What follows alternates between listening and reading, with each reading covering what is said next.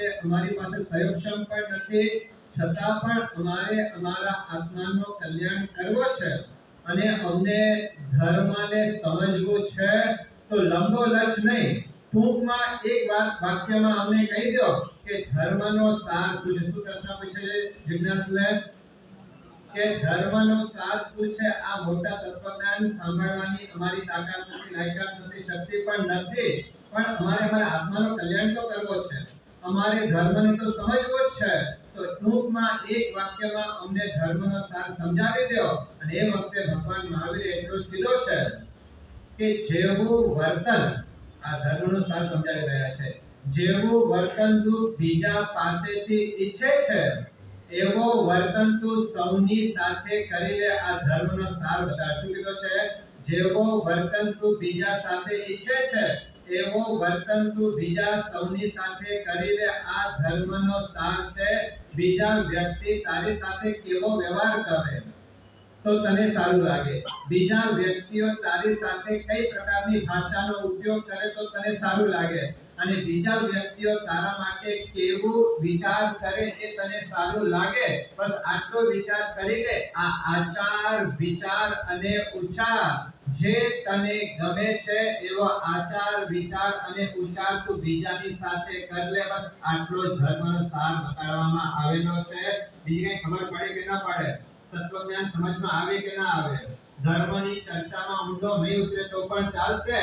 બીજું કઈ ખબર પડે કે ન પડે, બીજી કઈ ગતાગમ પડે કે ન પડે, એટલું ખબર પડે ને કે તને શું ગમે છે, તને શું ગમતો નથી. જે તમને ગમે છે એવો વ્યવહાર બીજા સાથે કરો. આ ધર્મનો સાર બતાવવામાં આવેલો છે. ઊંડાણ, તત્વજ્ઞાનને ઊંડાણમાં ઉતરવાની કદાચ સમય નથી, લાયકાત નથી, તો પડવાની જરૂર નથી. ધર્મની ચર્ચાઓ કદાચ આપણે ન કરી શકતા હોઈએ, કોઈ ઉદ્દેશ્ય આપણે ન સમજી શકતા હોઈએ, પણ એટલું ગતાગમ તો સૌને પડતું જ હોય છે કે આપણને શું ગમે છે અને આપણને શું ગમતો નથી. કેવો વ્યક્તિ આપણી સાથે વ્યવહાર કરે તો આપણને ગમે છે, કેવા વ્યક્તિઓ આપણી સાથે કેવા શબ્દના પ્રયોગ કરે, કેવા ભાષાનો પ્રયોગ કરે તો આપણને ગમે છે, અને બીજા વ્યક્તિઓ આપણા માટે શું વિચારે એ આપણને ગમે છે. આ આચાર, વિચાર અને ઉચ્ચાર જે આપણને ગમે છે એવા જ આચાર, વિચાર અને ઉચ્ચાર બીજાને પણ ગમતા હોય છે. જે આચાર, વિચાર અને ઉચ્ચાર આપણને ગમતા નથી એવા આચાર, વિચાર અને ઉચ્ચાર બીજાને પણ ગમતા નથી. બસ આટલો ધર્મનો સાર ભગવાન મહાવીરે જિજ્ઞાસુને આપી દીધો છે.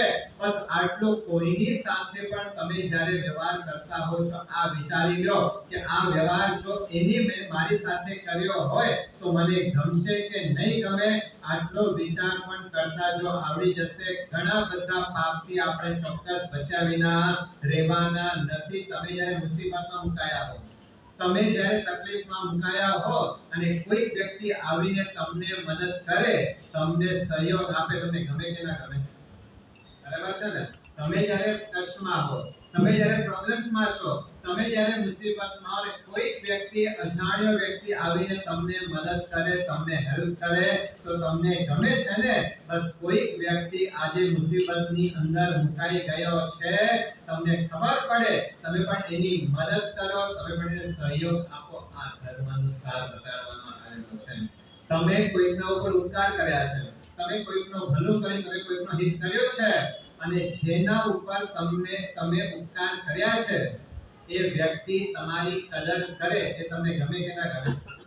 તમે કોઈના ઉપર ઉપકાર કર્યો છે, તમે કોઈનો ભલો કર્યો છે, જેનો તમે ભલો કર્યો છો એ તમારું કદર કરે, તમે ઈચ્છો છો ને એ ચાર વ્યક્તિની આગળ તમારી કૃતજ્ઞતા વ્યક્ત કરે, તમને ગમે છે ને? બસ તમારા ઉપર પણ કોઈએ ઉપકાર કર્યો હોય ત્યારે સામેનો વ્યક્તિ પણ એટલો ઈચ્છે છે કે એ ચાર જણની વચ્ચે મારી કદર કરે, અને એ વખતે તમે તમારી ઉપકારીની કદર કરો છો. એ તમારો ધર્મ બતાવવામાં આવેલો છે. આ ધર્મ છે. તમે કોઈની કદર કરો છો, આ ધર્મનું સાર બતાવવામાં આવે. તમે ક્યાંક સમજો બજારની અંદર ખરીદી કરવા માટે ગયા છો, તો વેપારી પાસે તમે શું અપેક્ષા રાખો?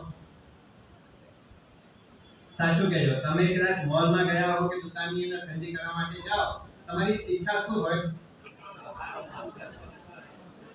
સારું માલ આપે, બીજો તમને મામાના બનાવી જાય, હા, તમારી સાથે વિશ્વાસઘાત ન કરે આ અપેક્ષા રાખો છો ને? બસ તમે જે ખરીદી કરવા માટે બજારમાં જાઓ છો, તમે અપેક્ષા રાખો છો કે એ વેપારી મારી સાથે ઠપાઈ ન કરે. બસ ધર્મ આપણને એટલું જ છે કે તમારી પાસે દુકાનની અંદર કોઈ ગ્રાહક જ્યારે ચડતો હોય તો તમે પણ એની સાથે વિશ્વાસઘાત ન કરો, એને મામા ન બનાવો, એ પણ તમારો ધર્મ બતાડવામાં આવેલો છે. આપણે શું માની ધર્મ ક્યાં છે? હા, દેરાસરમાં ને ધર્મ અહીંયા જ બાકી અહીંયાથી છોડ્યા એટલે ધર્મ સાથે આપણને કોઈ નિસ્બત નથી. પણ ભગવાન મહાવીર સ્વામી આટલું જ કહે છે, જો આપણે પરમાત્માની પૂજા હશે, પરમાત્માની ભક્તિ હશે, પરમાત્માનું નામસ્મરણ હશે, પ્રતિક્રમણ હશે, ક્યાં કેટલા કલાક કરવાના છીએ આપણે? કલાક, 2 કલાક, 3 કલાક, બાકી 21 કલાક. આ ભગવાને ધર્મનો સાર બતાવ્યો છે. તમારા આચાર વિચાર અને ઉચ્ચાર તમારા ધર્મની અંદર સુધારવા, માત્ર માન્યતાઓમાં અટકી જવાનું નથી, માત્ર ધર્મને ક્રિયાકાંડમાં સીમિત કરી દેવાનો નથી, ધર્મને જીવનમાં ઉતારવાની જરૂર છે. ભગવાન મહાવીરને પ્રશ્ન પૂછવામાં આવ્યો કે ધર્મનો સાર શું છે? ભગવાને એટલું જ કીધું કે જો ધર્મને પામવું છે, જેવો વ્યવહાર તું બીજા પાસેથી અપેક્ષિત રાખે છે એવો વ્યવહાર તું બીજાની સાથે કર. બસ આ જ ધર્મનો સાર છે. આપણે ક્યાંક પરમાત્માના આગમનના તત્વજ્ઞાનને આપણે સમજવાના તાકાત આપણી પાસે નથી. કોઈ ઊંડો ઉપદેશને આપણે જીવનમાં સમજી શકીએ એટલો પ્રયોગક્ષમ પણ આજે આપણી પાસે નથી. પણ એટલો ચોક્કસ સમજી શકીએ ને કે મને શું સારું લાગે છે અને મને શું સારું લાગતો નથી. બસ આટલું તો આપણને ખબર પડવા માટે કોઈ ભણવાની જરૂર નથી. અભણમાં અભણ માણસ પણ એટલો તો સમજી શકશે કે મને શું ગમે છે શું ગમતો નથી. ગમે એટલો ગરીબમાં ગરીબ વ્યક્તિ હશે એ પણ એટલો સમજી શકશે કે મને શું ગમે છે શું ગમતો નથી. બસ પરમાત્માએ આટલો જ રહસ્ય આપ્યું છે. આપણા જૈન શાસનનો રહસ્ય શું છે?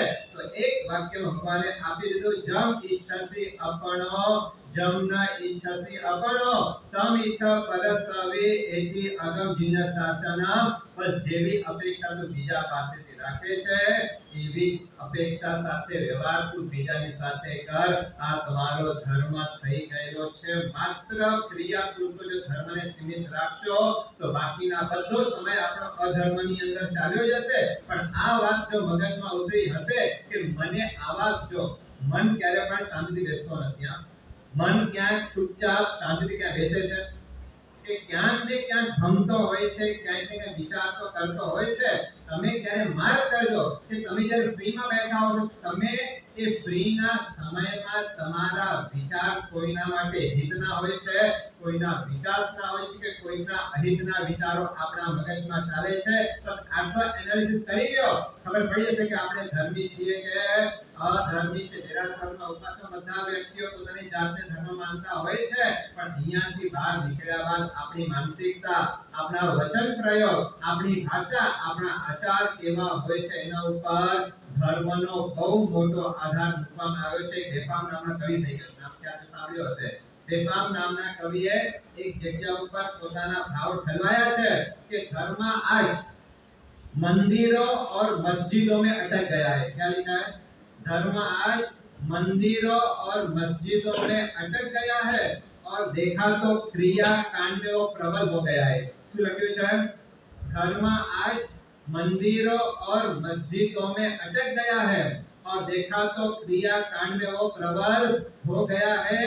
आप माने या न माने, पर मैं सच कहना चाहता हूँ, आप माने या न माने, मैं सच कहना चाहता हूँ कि धर्म और सब जगह खड़ा, सिर्फ जीवन से निकल गया है। धर्म और सब जगह खड़ा, सिर्फ जीवन में से निकल गया है। बाकी બધે ઠેકાણે ધર્મ દેખાય પણ જીવનમાંથી ધર્મને આપણે બાદ બાકી કરી નાખેલી છે।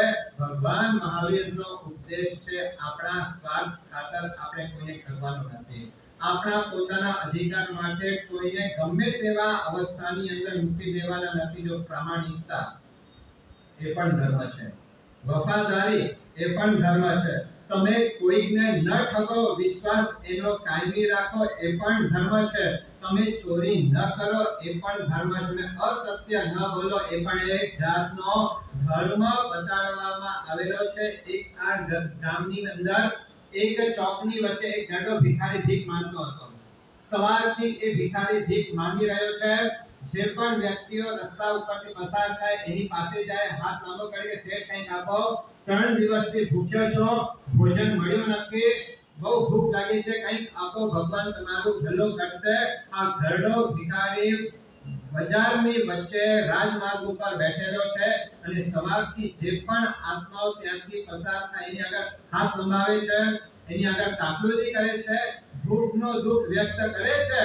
પણ હજારો વ્યક્તિઓ રસ્તા ઉપરથી પસાર થાય છે, પણ કોઈને એને ભીખ આપવાનું મન થતું નથી. આપણો ધર્મગ્રંથ એમ કહે છે કે તમારી પાસે જે શક્તિ છે એ શક્તિનો તમે સદુપયોગ ન કરો, અથવા તો એ શક્તિને ભોગવી નાખો, તો ભવાંતરની અંદર એ શક્તિનો અંતરાય તમારો બંધાઈ જતો હોય છે. જે શક્તિ તમને મળેલી તેનો સદુપયોગ કરો, અને જો સદુપયોગ નથી કરતા, દુરુપયોગ ભલે નથી કરતા, પણ ઉપયોગ પણ જો નથી કરતા, તો ભવાંતરની અંદર તમને કોઈને મદદ કરવાના ભાવ થવાના નથી.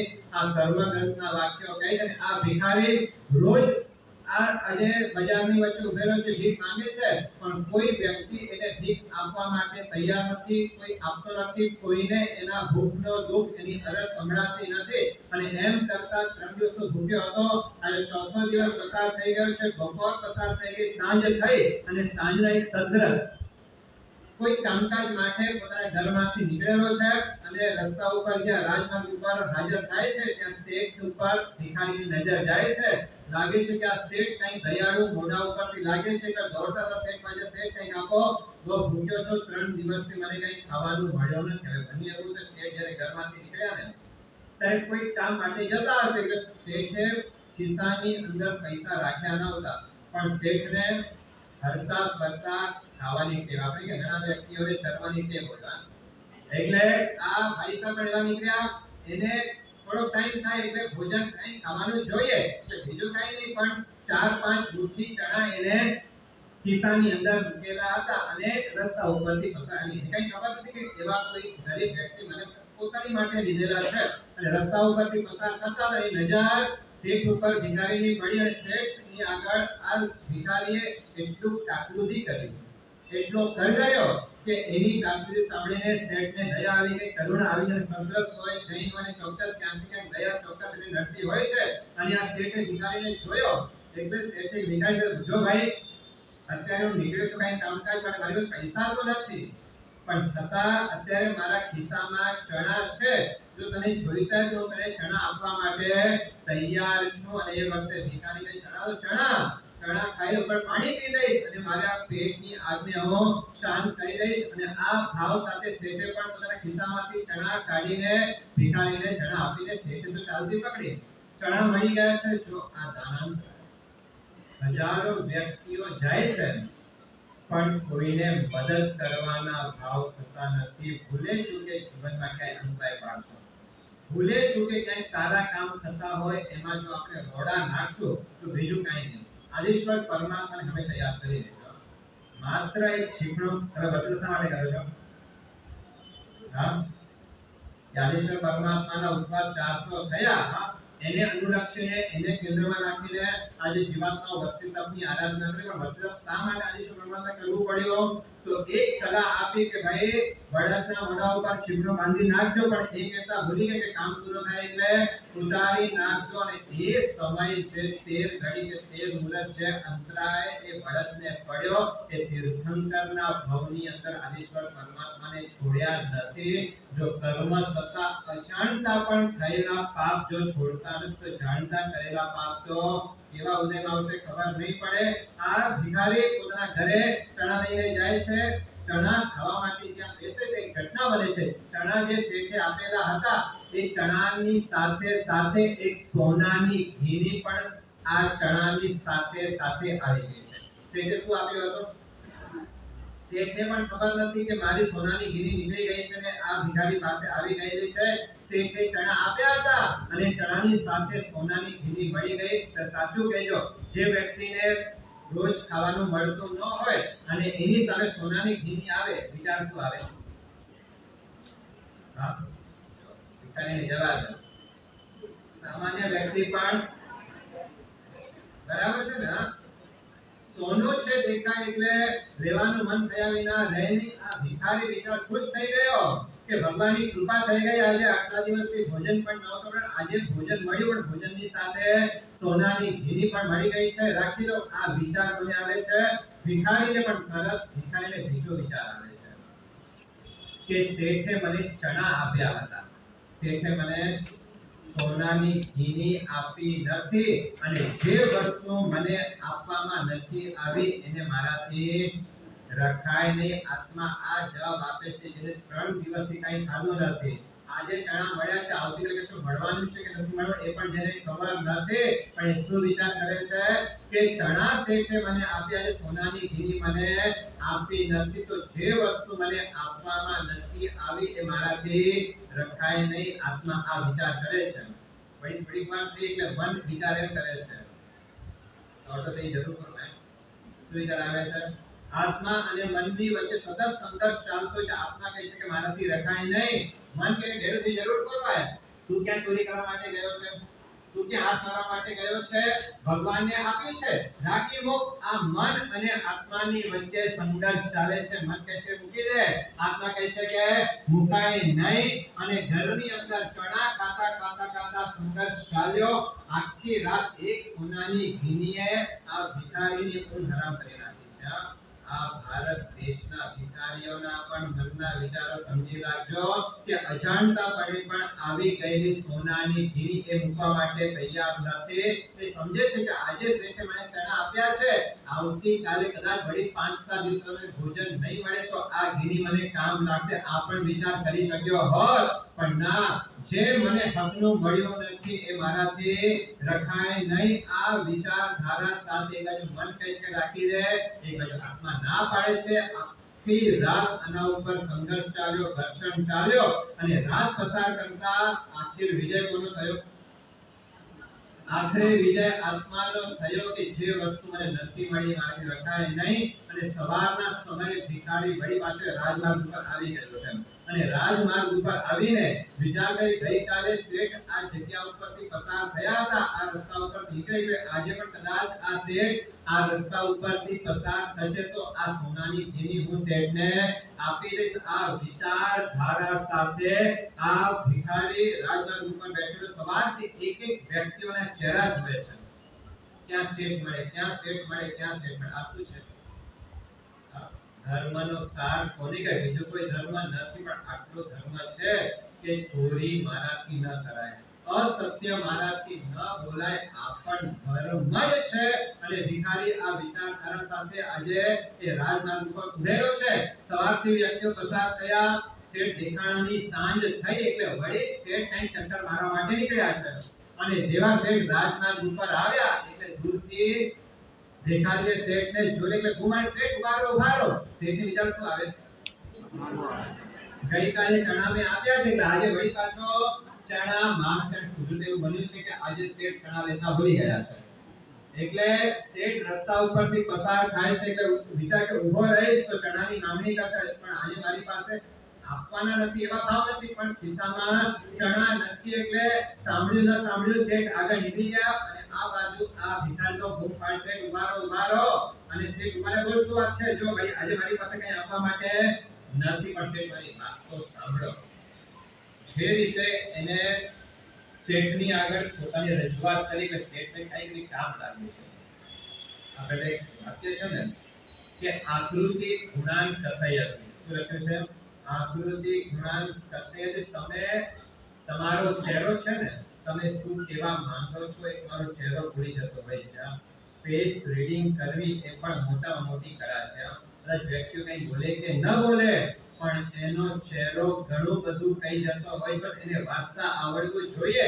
અને શેઠે આ ભિખારીનો ચહેરો જોયો અને કંઈક એ મારે કહેવા માંગે છે અને ઊભો રાખ્યો. શેઠ કે બોલ શું વાત છે? શેઠ એટલે પગે લાગે છે, ઉપકારીના ઉપકારને ભૂલાય નહીં. આ વસ્તુ સ્થિતિ ભિખારીને પણ ખબર છે કે ગઈકાલે પહેલા એમાં કહે ને ચોર પણ ચોરી કરવા માટે આવે ને ઘરની અંદર, અને ભૂલથી જો મીઠું પણ જો મોઢામાં ચાલ્યું જાય, એ ઘરની ચોર પણ ચોરી કરતા નહોતા, નમક ખરાબ ન હતા. આ શેઠને પગે લાગે. શેઠ, વાત એવી છે કે ગઈકાલે આપણે જે ચણા આપ્યા હતા, એ ચણાએ આખી રાત મારી ભગાઈ નાખી. પણ શેઠે થયું છે શું? પણ શેઠ ઘરે ગયો અને મારો ઝઘડો થઈ ગયો. શેઠ ગઈકાલે તો કહેતો કે મારો કોઈ છે નહીં, મારી પાસે કોઈ નથી, તો આજે ઝઘડો પણ તારો.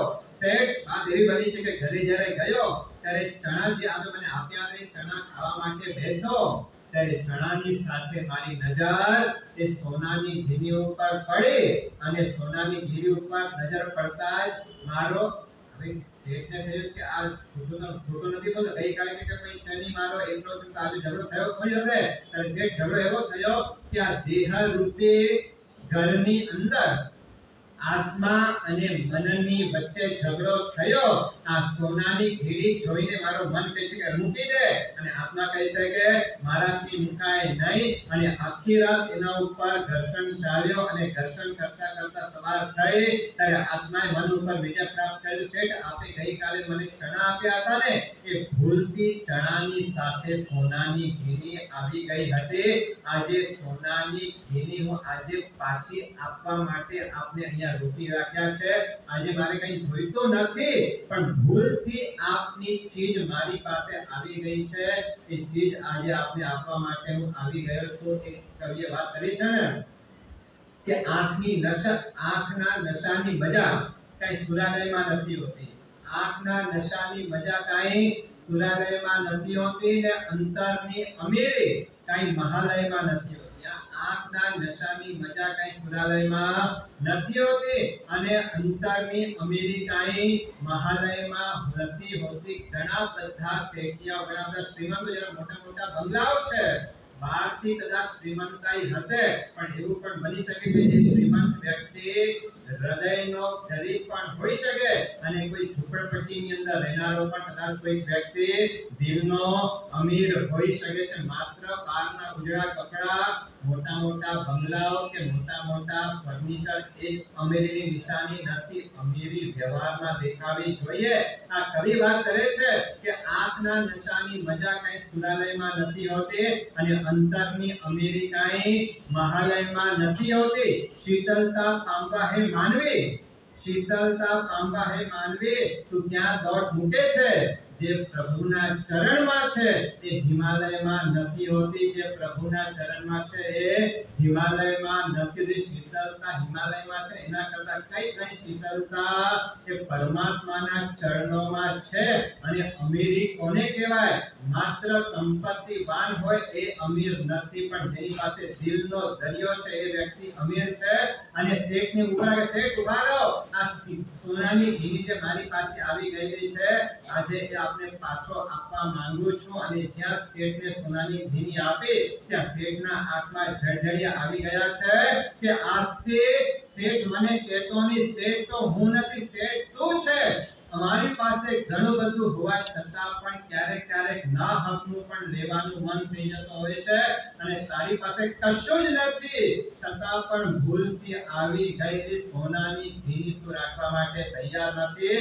શેઠ તું છે, હું શેઠ નથી. અમીર તું છે, હું નથી. દાનવીર તું છે, પણ હું નથી. આ ધર્મનો સાર છે કે ના હકનો મારાથી રખાય નહીં. જેના મારા ઉપર હક નથી, જે વ્યક્તિએ મને આપી નથી વસ્તુ, એ વસ્તુ મારે ન રાખવી. એ પણ એક પ્રકારનો ધર્મ બતાડવામાં આવેલો છે.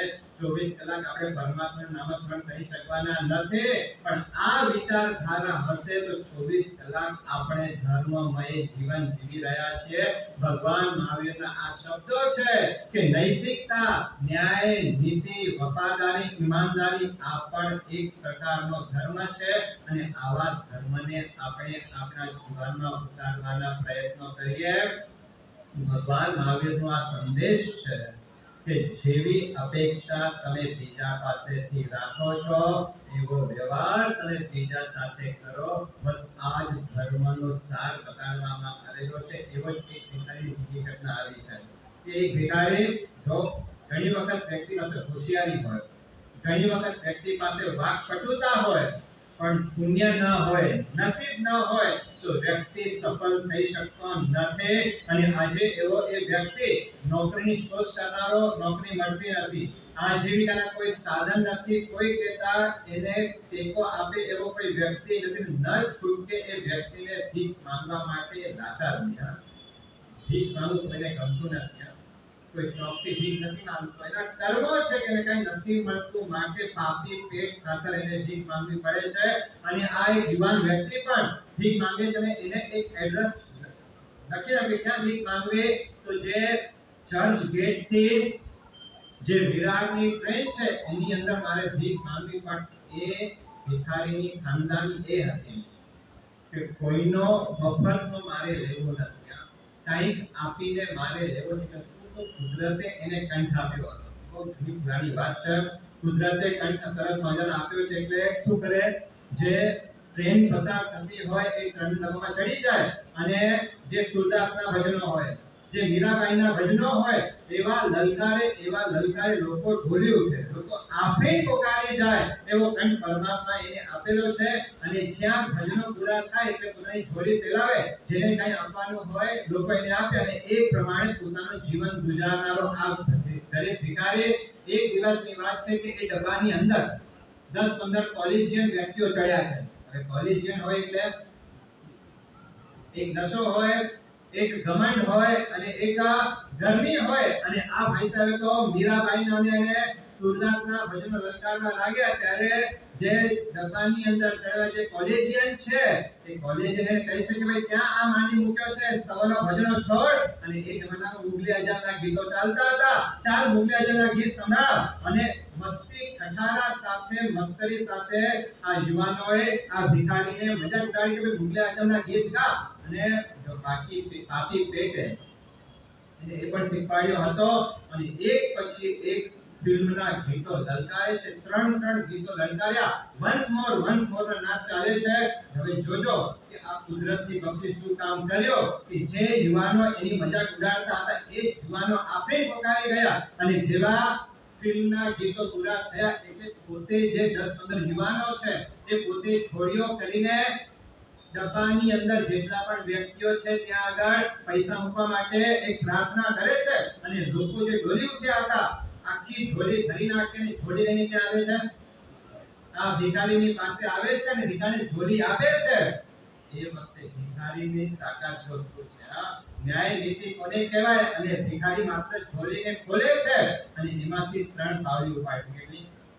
હવે તમારા પાવલી ચરણ ચાલતી હશે, 3 પાવલી ઉપાડે છે અને બાકી બધી ઝોલી એ યુવાનોના હાથમાં પાછી આપે. તો યુવાનો કહે છે કે ભાઈ આ ઝોલી અમારા માટે નથી પણ તારા માટે છે, મૂકી લે. તે જે ગીત ગાયા છે પ્રસન્ન થઈને આજે અમે તમને આપવા માંગીએ છીએ, લઈ લે આ ઝોલી. અને એ વખતે ભિખારી એટલું કહે છે, જો બહુ ફોર્સ કર્યો ને અરે ભિખારી એટલો જવાબ આપ્યો કે શેઠ કે યુવાનો હશે તો એને યુવાનોને કીધું કે ભાઈ જો સમજી લો હું ભિખારી છું, मैं भिखारी हूँ पर लुटेरा नहीं। तो जवाब આપે છે मैं भिखारी हूँ पर लुटेरा नहीं हूँ। मैंने 3 गीत गाया है तो मेरी फर्ज ये बनती कि मुझे सिर्फ 3 पावली उठानी है।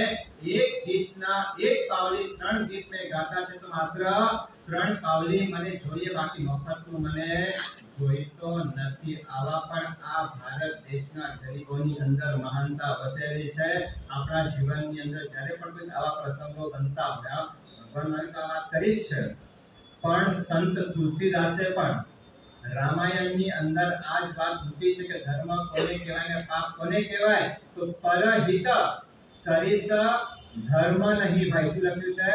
પરહિત સરિસ धर्म नहीं भाई, पर पीड़ा समा नहीं अधमाई। परहित बीजानो हित करवो ए धर्म छे अने बीजानो हित जेवो बीजो कोई धर्म नथी ने पर पीड़ा सम नहीं अधमाई। पर पीड़ा बीजाने पीड़ा आपी एना जेवी अधमाई आ दुनियानी अंदर बीजी कोई नथी। जे बात भगवान महावीरे करी ए ज बात संत तुलसीदासे रामायणनी अंदर लखी, ए ज बात વ્યાસ મુનિએ પણ મહાભારતની અંદર એ જ વાત લખેલી છે, પરોપકાર પુણ્યાય પાપાય પરપીડનમ। પરોપકાર પુણ્ય કોને કહેવાય? પુણ્ય જો ઉભો કરવો હોય, પરોપકાર કરતા ચાલો, તમારો પુણ્ય વૃદ્ધિ પામશે। કોઈકના હિતની અંદર નિમિત્ત બનો, કોઈકના વિકાસની અંદર નિમિત્ત બનો, કોઈકના પરોપકાર કરો, એ જ પુણ્ય છે। અને પરપીડન એ તો શું છે? પાપ છે। બસ આ ભગવાન મહાવીરના પણ આ શબ્દો, સંત તુલસીદાસના પણ આ શબ્દો, અને મહાભારતના રચના કરનારા વ્યાસના પણ આ શબ્દો છે, પરોપકાર પુણ્યાય પાપાય પરપીડનમ। પરપીડા એ પાપ છે અને પરોપકાર એ પુણ્ય છે। શું કરવું છે જીવનની અંદર વિચાર કરી લેજો, ધર્મનો આ સાર છે। બીજું કઈ માનો કે ન માનો, કઈ કરો કે ન કરો, પણ બીજાને સુખી કરવું એ ધર્મ છે, બીજાને દુઃખ આપવું એ અધર્મ છે। આપણા જીવનની અંદર મારે શું કરવું છે એના ઉપર કઈ ચિંતન વિચાર કરી લેજો। સીતાજીનું નામ સાંભળ્યું છે?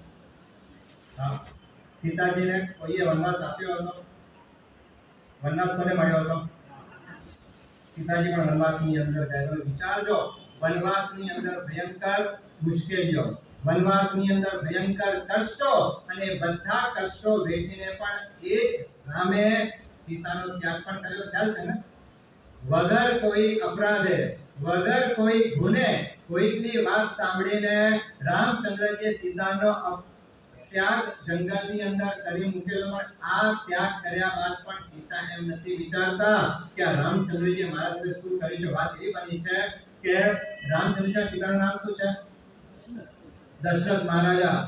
આ આખો રઘુવંશ કાવ્ય છે ને, એ આખાએ રામચંદ્રજી, લક્ષ્મણજી, રઘુવંશ એટલે કે દશરથજી, એના વડીલો, એના પૂર્વજોનો આખો ચરિત્ર આ રઘુવંશની અંદર વાત આવે છે। એની અંદર આ વાત આવે છે કે દશરથ મહારાજા જ્યારે વૃદ્ધ થયા અને એમને થયું કે હવે મારી ઉંમર થઈ ગઈ છે, હવે મારે નિવૃત્તિ લઈ લેવી જોઈએ, આ રાજકાજની પ્રવૃત્તિ ક્યાં સુધી કરવાની, આ એક સમજ ક્યાંક રાખ્યો છે તમે?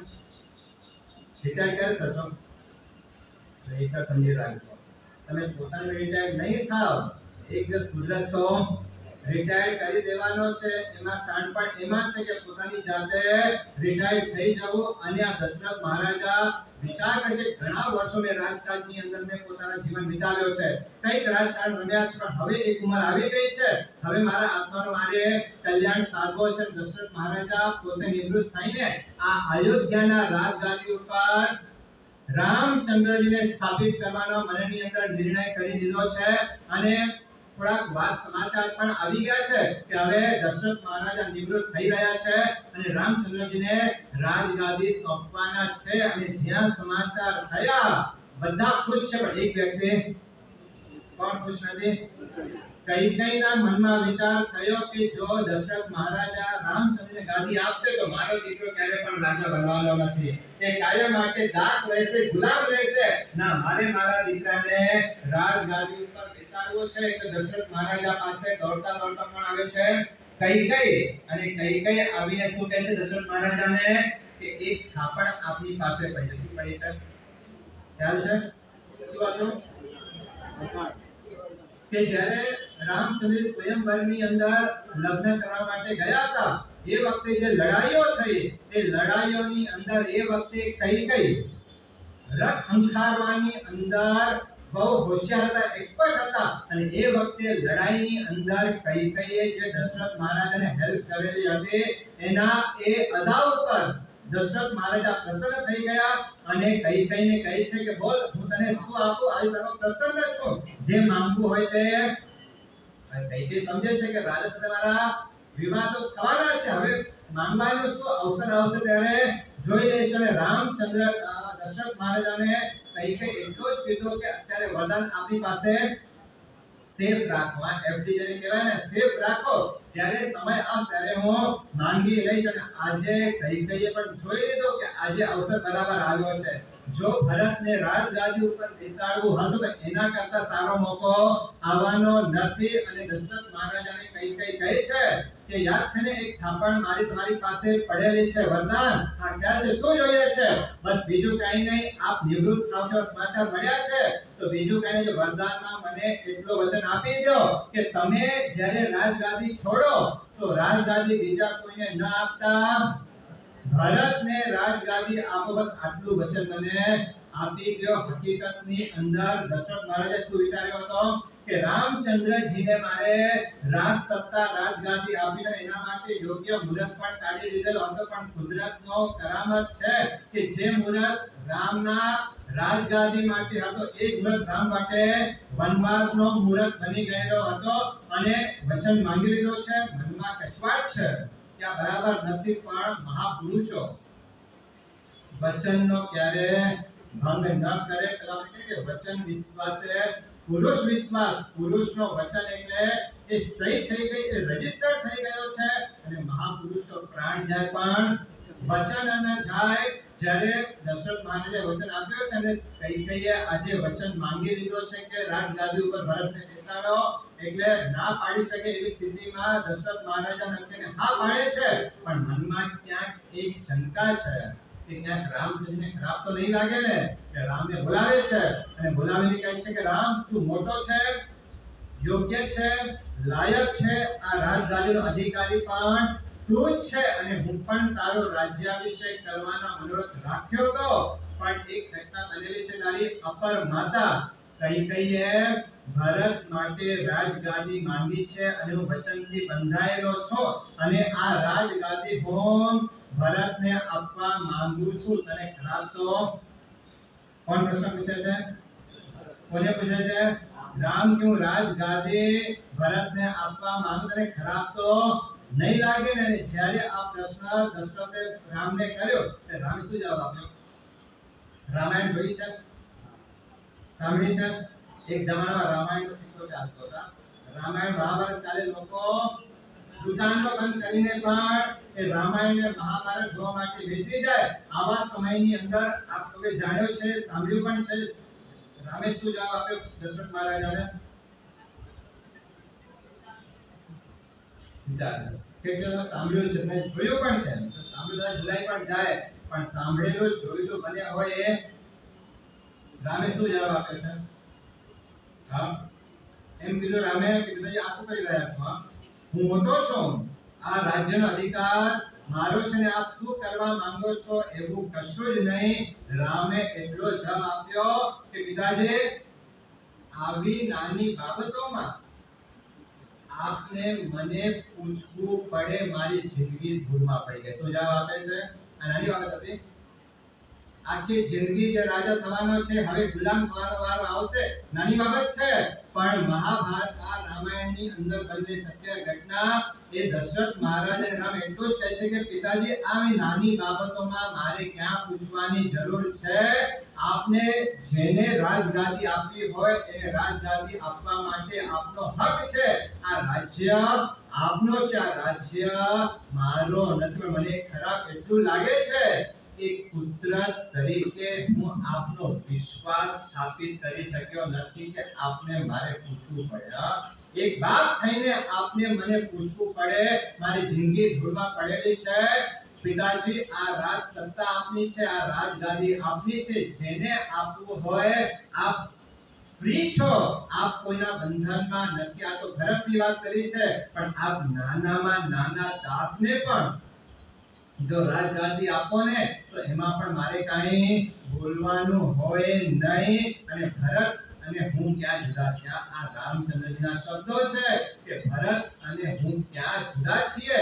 ભરત પણ મારો જ નાનો ભાઈ છે અને ભરતને જો રાજગાદી મળતી હોય તો એ રાજગાદી તો મને જ મળે છે. પિતાજી હવે કાંઈ એમાં વિચાર કરવાની જરૂર નથી, આપે નિર્ણય કર્યો છે એ બિલકુલ યોગ્ય નિર્ણય કર્યો છે અને ભરત બિલકુલ યોગ્ય છે રાજગાદી માટે. આ મહાનતા ધર્મનો સાર અહીંયા જોવા માટે મળે. નાની નાની બાબતોમાં વ્યક્તિઓ કોર્ટના દરવાજે ખખડાવે છે, ક્યાંક 50,000 લાખ 2-5 લાખ માટે લોકો ભાઈ ભાઈઓ વચ્ચે, ક્યાંક ભાઈ બહેન વચ્ચે, ક્યાંક પિતા પુત્ર વચ્ચે લડાઈઓ ચાલતી હોય ત્યારે આખો અયોધ્યાની રાજગાદી રામચંદ્રજી સહર્ષ છોડવા માટે તૈયાર થઈ જતા છે. પિતાજી હવે બીજો વિચાર કરશો નહીં, આપે બિલકુલ યોગ્ય નિર્ણય કર્યો છે. પણ વાત અહીંયા આવે છે કે ભરત રાજગાદી રામની હાજરીમાં સ્વીકારે એ શક્ય ન હોતું અને રામચંદ્રજી પણ એ સમજે છે કે હું અહીંયા હાજર હોઈશ તો ભરતને મારા પ્રત્યે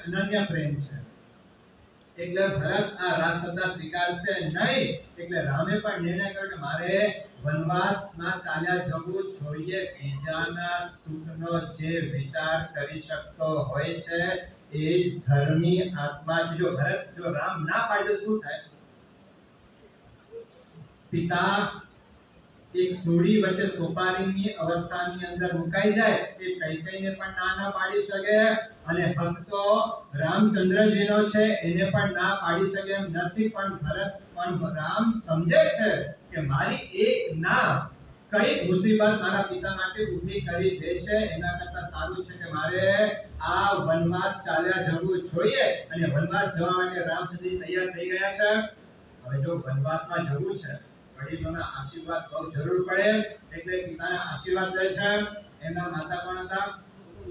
કૌશલ્યા, એમના પગમાં પડે છે, આશીર્વાદ લે છે. પછી લક્ષ્મણના માતા એવા સુમિત્રા, એના પગમાં પડે છે. પછી જેના કારણે રાજમહેલ છોડવાનું આવ્યું છે, જેના કારણે જંગલોની અંદર ભટકવાની અવસ્થા આવેલી છે, એના પ્રત્યે દુર્ભા આવે કે ના આવે? સહજ વાત છે ને. જે રાજમહેલ જેના કારણે છોડવું પડે છે, વનવાસ સ્વીકારવું પડે છે, એ વ્યક્તિ પ્રત્યે દ્વેષ આવ્યા વિના રહે નહીં, દુર્ભાવના આવ્યા વિના રહે નહીં. પણ રામચંદ્રજી જેવો સદભાવ સાથે કૌશલ્યના પગમાં પડે છે, એ જ સદભાવ સાથે કૈકેયીના પગમાં પણ પડે છે, આશીર્વાદ દે છે. આશીર્વાદ દઈને છેલ્લે ક્યાં ગયા? સીતાજી પાસે જાય છે વિદાય લેવા માટે. સીતાને કહે છે દેવી આ પ્રમાણે પરિસ્થિતિ નિર્માણ થયો છે, પિતા વચનથી બંધાયેલા છે અને પિતા ભરતને રાજગાદી આપવા તૈયાર થાય છે. મેં હા પાડી છે ને મારે વનમાં જવું પડશે. સીતાએ શું જવાબ આપ્યો છે? હા, શું જવાબ પડે? હા, કે આ પિતાજી જે નિર્ણય કર્યો છે બિલકુલ અયોગ્ય નિર્ણય કરેલો છે. આપણે મોટા છીએ તો આ રાજનો અધિકાર પણ આપણે છીએ, અને તમને છોડીને આપને છોડીને બાપુજી જો કોઈને રાજ આપવા તૈયાર થતા હોય તે બિલકુલ અયોગ્ય છે. આવાજ ઉઠાવો, હું આપની સાથે શું કરું? સીતાજીએ માત્ર રામાયણ માત્ર સાંભળવાની કથા નથી, એને ઉતારવાની. દેખાવે શું કીધું कि धर्म हर जगह पे है पर सिर्फ जीवन में से निकल गया है. सीताए आवा कोई जवाब ना આપે, એટલું કીધું છે. સમજે છે કે આર્યપુત્રએ જે નિર્ણય કર્યો હશે એ યોગ્ય નિર્ણય કર્યો હશે. મારા પતિ મારા કરતા બુદ્ધિશાળી છે, મારા પતિદેવ મારા કરતા સમજદાર છે, ને એમને જે ડિસિઝન લીધો છે એમાં મારે કાઈ બોલવાનું ન હોય. પણ રામને એટલી જ વાત કરે છે, કોઈ કાન ભંગેરની નહીં, કોઈ કાનની અંદર ફૂંક મારવાની વાત નહીં.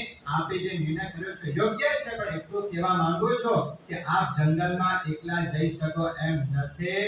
બસ આપની સાથે મને લઈ જજો, આપનો સાનિધ્ય મને આપની સાથે મને રાખજો. સીતાએ રામને આ જવાબ આપ્યો છે કે ભલે વનવાસમાં જવું તો આપણે જઈશું, પણ તમે એકલા નહીં જાઓ, પણ હું પણ તમારી સાથે આવીશ. આ ધર્મ એમ કહે છે કે બીજાના સુખ ખાતર જે આત્મા પોતાના સુખને ત્યજી શકતો હોય છે એ જ વ્યક્તિ સાચો ધર્મી બની શકતો હોય છે. વનવાસ કોને મળ્યો છે?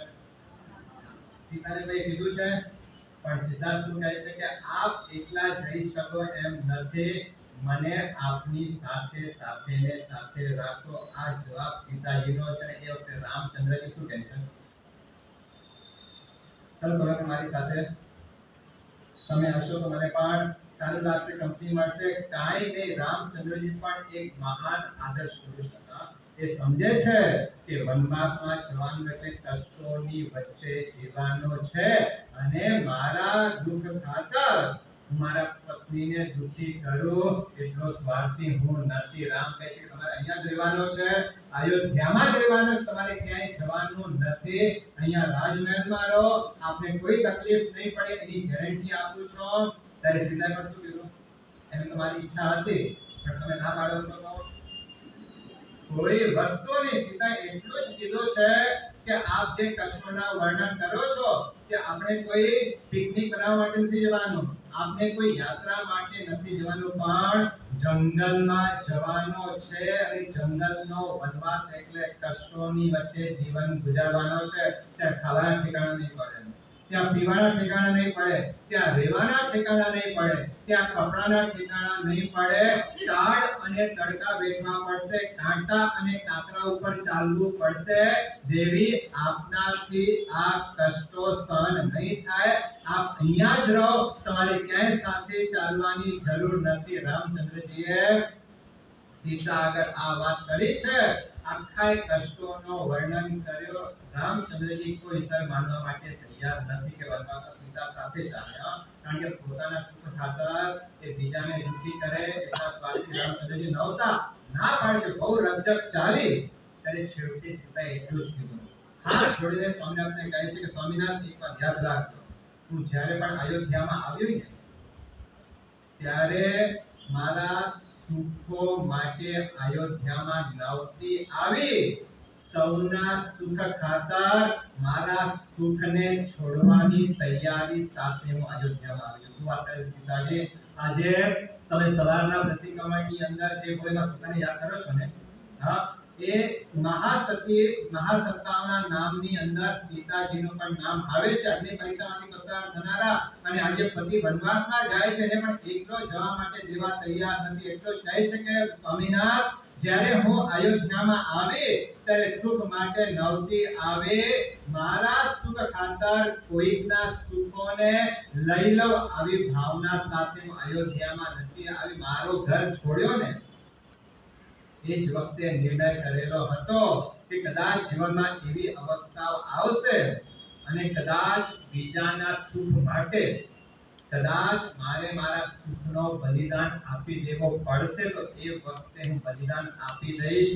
આ વિચારધારા સાથે મારું ઘર છોડીને આવી છો, મને આપનાથી દૂર ન કરો, આપના સાનિધ્યમાં મારે રહેવું છે. હાથ જોડીને જ્યારે જવાબ આપે ત્યારે પણ રામ માનવા માટે તૈયાર નથી.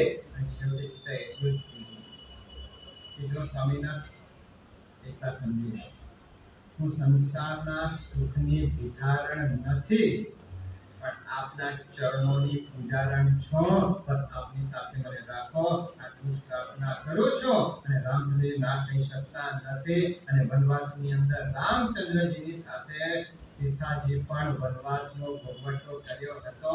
કહેવાનો તાત્પર્ય એટલો જ છે કે આપણા જીવનની જો બીજા સુખને જવા દો, પણ કદાચ આપણા જીવનમાં એવી તબક્કાઓ આવે આપણે કોઈને દુખી નહીં કરીએ, એટલું તો આપણે પાડી શકીએ ને, એટલે આપણે દુખી ના કરી શકીએ, પણ મારા કારણે હું કોઈને દુખી નહીં કરું, કોઈનો અહિત નહીં કરું, એટલો ચોક્કસ આપણે આપણા જીવનની અંદર કરી શકીએ એમ છીએ. અને ભગવાન મહાવીરનો આ સંદેશો ધર્મનો મર્મ છે કે આપણા જીવનની અંદર જેવો વ્યવહાર આપણે અપેક્ષા રાખીએ છીએ, બસ એવો જ વ્યવહાર આપણે સૌની સાથે કરીએ. પોતે જ વિચારજો કે જેવો હું બિહેવિયર મારા ઘરના મેમ્બર્સની સાથે છે કે સંઘની અંદર કે વેપારની અંદર જેવો વ્યવહાર હું કરું છું, એવો વ્યવહાર કદાચ સામેવાળો વ્યક્તિ કરે તો મને ગમશે કે નહીં ગમે, આટલો વિચાર કરો. જે વચન હું બોલી રહ્યો છું, આવા વચન કદાચ બીજા વ્યક્તિ મારી સાથે આવા વચનનો પ્રયોગ કરશે તો મને સારું લાગશે. આ વિચાર કરો. અને બીજા નંબરની અંદર બીજા માટે હું જે વિચારું છું એવો જ કદાચ વ્યક્તિ મારા માટે વિચાર કરે તો મને ગમશે. આ આચાર વિચાર અને ઉચ્ચાર જે મને ગમે છે એવા જ આચાર વિચાર અને ઉચ્ચાર બીજાની સાથે કરીશ. અને જે આચાર વિચાર અને ઉચ્ચાર મને ગમતા નથી એવો આચાર વિચાર ને ઉચ્ચાર બીજા સાથે નહીં કરો. ધર્મનો સાર એની અંદર આવી ગયો છે. આપણે મોટી તપ કદાચ ન કરી શકતા હોઈએ, કદાચ દાન ન કરી શકતા હોઈએ, આટલું તો ચોક્કસ કરી શકીએ એમ છીએ. આટલું ચોક્કસ આપણે વિચારી શકીએ એમ છીએ. બસ મારો એવો કોઈ આચાર વિચાર વિચાર નહીં હોય કે જેના કારણે કોઈના દિલને ઠેસ પહોંચે, એવા કોઈ જાતનો વર્તન મારા જીવનની અંદર નહીં હોય. આપણે પ્રયોગ કરી જુઓ, 5-7 દિવસ માટે કરો. તમારો ઘરની અંદર કદાચ કોઈ કંકાસ પણ હશે ને, પણ આ બિહેવિયરના કારણે ઘરનો કંકાસ પણ ખતમ થશે અને ઘર નંદનવન અને ઘર સ્વર્ગ બન્યા વિના રહેશે નહીં. અને ઘર શાંતિથી થશે. ઘરની અંદર જો શાંતિ નહીં હોય તો ઘરમાં પણ શાંતિથી થઈ શકવાનું નથી. આના ઉપર કંઈક વિચાર કરીને મારા જીવનમાં કંઈક પરિવર્તન લાવવાનું છે અને હમણાં નથી ક્યારે લાવવાના છે. માનવ જીવન સિવાય આ સુકૃત આપણે ક્યાંય કરી શકવાના નથી. આ અવસર મળ્યો છે, પરમાત્માની કૃપા મળેલી છે, પરમાત્માના વચનો મળ્યા છે. બસ મારા જીવનની અંદર જ્યાં મારો વીકનેસ છે એ વીકનેસને હું ચોક્કસ દૂર કરવાના પ્રયત્નો કરીશ અને એ દ્વારા હું પોતે પણ કર્મ નહીં બાંધો અને બીજાને પણ કર્મ બંધનમાં હું નિમિત્ત નહીં બનો. આવા કોઈ વિચારધારા સાથે આપણે આપણા જીવનમાં આગળ વધીએ. ચાતુર્માસના દિવસો આવી રહ્યા છે. આવતીકાલે ચાતુર્માસિક પૂનમનો દિવસ. તો ખાસ શ્રાવિકાઓ જો અનુકૂળતા હોય તો આવતીકાલે એક દિવસ 64 વાત છે. એક દિવસ તો ચોક્કસ આપણે સાલ્પાનો સ્વાદને માણી શકીએ એમ છે. તો જેની અનુકૂળતા હોય આવતીકાલે ઔષધ વ્રતની અંદર આવવાના પ્રયત્ન કરજો. અને બીજી વાત, આજે મુરન પૂર્વની અંદર મુરન પૂર્વ સંઘનો એક સૌભાગ્ય છે કે દરેક ઠેકાણે લગભગ ત્રિવિધ સંઘ છે, પણ મુરન પૂર્વની અંદર ચતુર્વિધ સંઘ જ્યારે પ્રાપ્ત થયેલો છે. તો ખાસ આપ સૌને મારો અનુરોધ છે, અહીંયા પૂછોતા આવો છો, બધી જાતની અમારી ચિંતા, બધા જાતની આપ અમને જે કંઈ ખપતું બધું આપો છો, પણ એક વૃદ્ધ સાધુજી પણ અહીંયા આવ્યા છે. જો સ્વભાવ બધાના ફરક હોઈ શકે, મોટી ઉંમરમાં હવે કંઈ સ્વભાવ બદલવાનો નથી, પણ આપણા સંઘના અમે કોઈ આત્મા મહાત્મા આવ્યા છે. જેવી ભક્તિ તમે અમારી કરો છો, બસ એવી ભક્તિ એ સાધુજી ભગવતની પણ કરજો. એને પણ સાતા પહોંચાડો. એમને પણ લાગશે કે આવો સંઘ મારા જીવનની અંદર આવો ભક્તિવાન સંઘને ક્યાંય જોયો નથી. બસ આવો બિહેવિયર, આવું વર્તન જેમ તમે અમારી સાથે કરો છો, બસ એવી ભક્તિ, એવી દયાવત સાધુ ભગવંતોની પણ કરજો. કદાચ ક્યાંક બોલે એક કામ બે કામ માટે આપ્યા છે. એક સમયનો બધી વાત આમ નહીં કરતા, જ્યાં કરવાનો હોય ત્યાં કરવાનો, ક્યાંક એન્ટ્રી ને ક્યાંક એક્ઝિટ છે, પણ પરમાત્માના વચનો હોય એને તો અંતરમાં ઉચ્ચારવાના છે. તો ખાસ આપણા જીવનની અંદર જે અવસર મળ્યો છે, ખૂબ એમની પણ દયાવત ભક્તિ કરીને એમના પણ અંતરના આશીર્વાદ પ્રાપ્ત કરજો. મોટી ઉંમર છે, ક્યાંક બહાર આવી શકતા નથી, બધા કંઈ પ્રવચનો આપી છે કે બધા કંઈ ભણેલા ગણેલા ન હોય, પણ સાધુ જીવન એ જ મોટી મૂડી છે. બસ એમના જીવનની પણ એમની પાસે પણ જાઓ, એમને કંઈ તક હોય પૂછા કરો, એની જે અનુકૂળતા હોય એ પ્રમાણે એમને ખુરશી વગેરે બધું ક્યાંક ના પણ પાડે, બધું થશે. પણ જીવનમાં એક બાબત જો યાદ રાખશું કે મારે ભક્તિ કરવી છે, તો બસ આપણું જીવન આપણે કરી જઈશું. તો આપણા જીવનની અંદર આવા આચાર વિચાર અને વિચાર સાથે આપણા જીવનને મંગળ બનાવીએ. એ મંગળ છે.